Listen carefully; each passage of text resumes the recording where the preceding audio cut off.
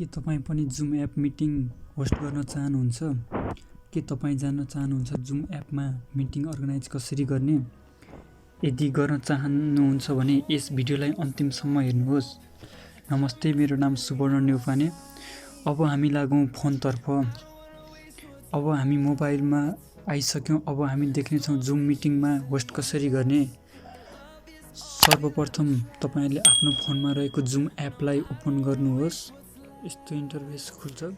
त्यसपछि तपाईँले यहाँ देख्न सक्नुहुनेछ सेड्युलको अप्सन आइरहेको छ। सेड्युलमा गएर टच गर्नुहोस् र तपाईँले आफ्नो सबै सम्पूर्ण डिटेल्सहरू चाहिँ यसमा भर्नुपर्ने हुन्छ। तपाईँले चाहिँ यसमा आफ्नो मिटिङको टपिक के रहेको छ त्यो भन्न सक्नुहुनेछ।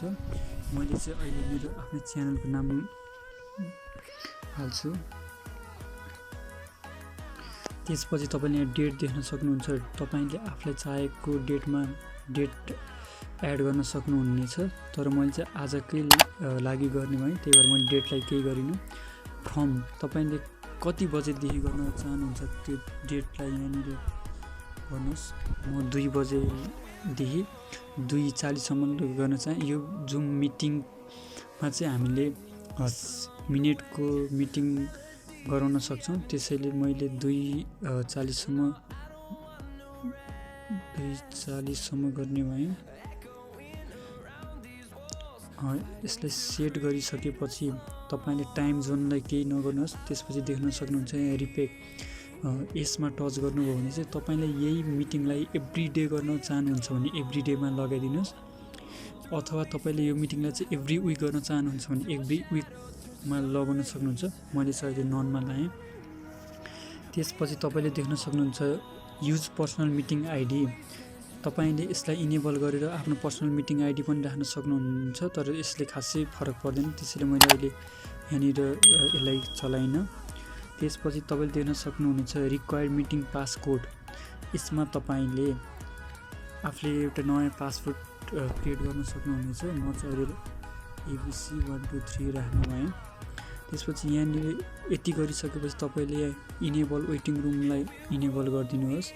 त्यसपछि तपाईँले अब होस्ट भिडियो अन गर्न चाहनुहुन्छ भने अन गरिदिनुहोस्, चाहनुहुन्न भने अफ गर्न सक्नुहुन्छ। यो चाहिँ तपाईँले चाहेको खण्डमा यसलाई अन अफ गर्न सक्नुहुनेछ। मैले चाहिँ अहिले अन गरिदिएँ। त्यसपछि पार्टिसिपेट भिडियो अन, यसलाई पनि तपाईँले आफूले चाहेको खण्डमा चाहिँ अन अफ गर्न सक्नुहुनेछ। मैले चाहिँ अहिले यसलाई पनि अन गरिदिएँ। त्यसपछि यति गरिसकेपछि तपाईँले माथि देख्न सक्नुहुनेछ डनको अप्सन छ। डनको अप्सनमा गएर यसलाई डन गरिदिनुहोस्। यति गरिसकेपछि हाम्रो मिटिङ क्रिएट भइसक्यो। अब तपाईँले यसलाई चाहिँ इमेलको थ्रुबाट पठाउन चाहनुहुन्छ भने यहाँ इमेलमा ट्याब गरेर अरू साथीहरूलाई इमेलको थ्रुबाट इन्भाइट गर्न सक्नुहुन्छ। मैले चाहिँ अहिले त्यो गर्न चाहिनँ। त्यसपछि तपाईँले देख्न सक्नुहुन्छ स्टार्टमा थिच्नु भने हाम्रो जुम मिटिङ स्टार्ट हुन्छ। र अरू साथीलाई चाहिँ इन्भाइट गर्न चाहनुहुन्छ भने इमेलको थ्रु भन्दा यहाँबाट एकदमै सजिलो छ। तपाईँले इन्भाइटमा थिच्नुहोस्। इन्भाइटमा थिचेपछि तपाईँले देख्न सक्नुहुन्छ कपी टु क्लिपबोर्डको अप्सन, यसलाई ट्याप गर्नुहोस्। त्यसपछि तपाईँले त्यति गरिसकेपछि अब आफ्नो फेसबुक, भाइबर, व्हाट्सएपको थ्रुबाट आफ्नो साथीहरूलाई इन्भाइट गर्न सक्नुहुनेछ। मानौँ म तपाईँलाई गरेर देखाउँछु। तपाईँहरूले मानौँ यहाँनिर गएर त्यसलाई पेस्ट गरिदिनु भयो भने यसरी जान्छ। यहाँ तपाईँले देख्न सक्नुहुनेछ टपिक सुवर्ण नेउपाने, टाइम पनि आइसक्यो। त्यसै एउटा लिङ्क आएको छ। त्यसपछि भनेको मिटिङ आइडी र पासकोड पनि आइसकेको छ। तपाईँहरूले चाहिँ सिधै यो जुम मिटिङको लिङ्कमा गएर ट्याप गरेर मिटिङ एटेन्ड गर्न सक्नुहुनेछ। त्यसपछि तपाईँहरूलाई चाहिँ यदि यो मिटिङ क्यान्सल गर्नु पर्यो भने चाहिँ पहिला यसरी खोल्नुहोस्। यसरी खोलिसकेपछि मिटिङ्समा जानुहोस्। मिटिङमा